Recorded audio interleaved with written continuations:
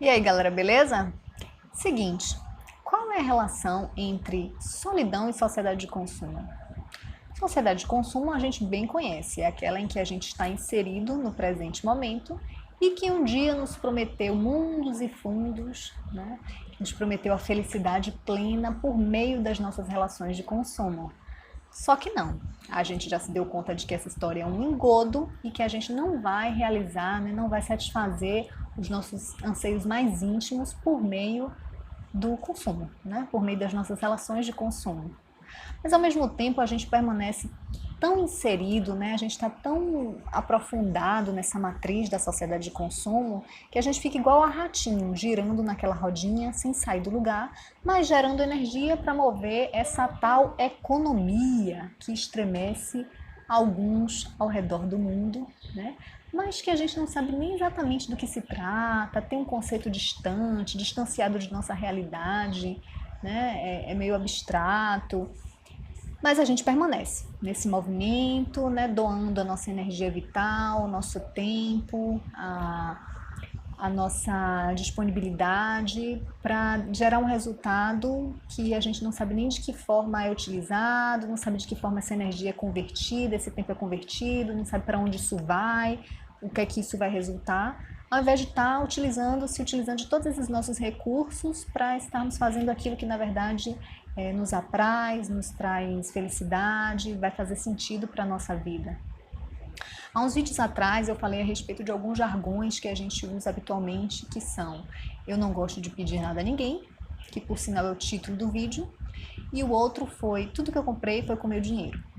Essas frases de efeito a gente fala usualmente para demonstrar força, né? Demonstrar capacidade, demonstrar pujança, dizer: olha, eu venci na vida, eu sou capaz, eu sou guerreiro.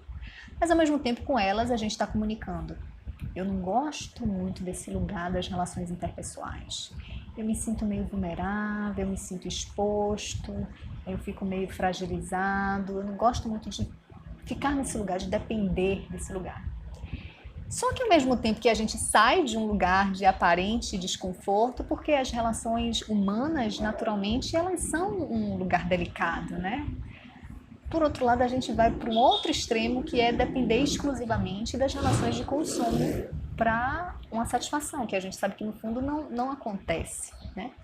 E aí, a tal publicidade, a indústria, eles acabam se aproveitando de uma grande confusão que a gente faz, que é liberdade individual com independência financeira. São duas coisas distintas. Claro que é maravilhoso e importante a gente ter independência financeira, mas não é a mesma coisa de liberdade individual. Que liberdade individual é essa, né? Em que a gente fica tão refém das relações de consumo. E aí, gente, a gente nesse lugar, além disso, esse lugar é assentado num lugar, numa base, numa fundação de medo, né? Porque afinal de contas, a gente, por trás desse papo de força, de vigor, de capacidade de superação, tem uma ideia ali implícita que é: o negócio tá difícil, o negócio tá escasso, a solidariedade tá escassa, né? Cada um que se vire nos 30. Eu preciso me virar, eu preciso dar um jeito, né? Eu que lute. E se eu que lute, cada um que lute, que eu não vou passar pano pra ninguém, não é assim? Lógico.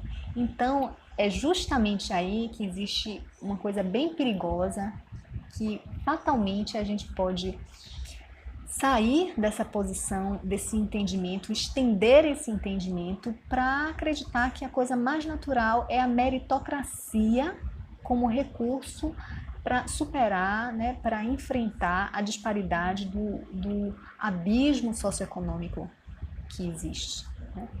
A gente partir do pressuposto que basta a pessoa ter força de vontade, que onde quer que ela esteja, ela vai conseguir superar as adversidades e chegar onde ela quiser. É por isso que eu falo que a solidão ela impede a revolução, né? Se eu estou num lugar em que eu não entendo nada do outro, que eu tenho uma imagem totalmente distorcida, que eu acho que a solidariedade é escassa, né? Que eu acho que tudo está escasso, de que é farinha pouca, meu pirão primeiro, eu posso distorcer totalmente e não ter empatia, não criar uma relação de igual com o outro. A revolução, ela é importante, a revolução que eu falo não é pegar em armas e sair por aí. A revolução que eu falo é a gente construir um cenário justo para viver, um cenário socioambiental justo, equânime, respeitoso, né, com a dinâmica de vida bacana para a gente estar aqui habitando esse planeta, habitando essa sociedade. Né? É a gente conseguir respeitar o outro nas suas diferenças, respeitar outras formas de vida, respeitar individualidades, a gente conseguir conviver com as diferenças, a gente respeitar outras culturas, né, outras formas, outros grupos que enxergam o mundo e se colocam no mundo de maneiras diferentes de nós, respeitar os espaços desses outros povos, né? É a gente conseguir desenvolver uma relação consciente, de uso consciente dos recursos naturais tão indispensáveis para a nossa sobrevivência, é ter um ritmo de vida mais harmônico, mais pacífico, mais em sintonia com os ritmos da natureza, é compreender a natureza, é respeitar os ritmos da natureza. Bom, gente, por isso é preciso que a gente se una, se aproxime, que a gente converse, que a gente construa essas pontes de diálogo, que a gente saiba o que é que nos une.